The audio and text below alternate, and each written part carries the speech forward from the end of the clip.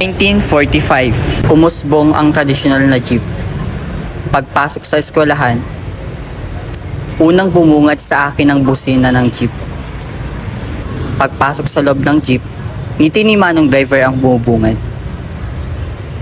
Kay sarap sa tenga at mata na makita ang ngiti at marinig ang kanyang boses. 2017, Public Utility Vehicle Modernization Program. Sa pag-usbong ng panahon, ang pagsakay ay hindi na ganun kainit kasi the aircon na mas maaliwalas.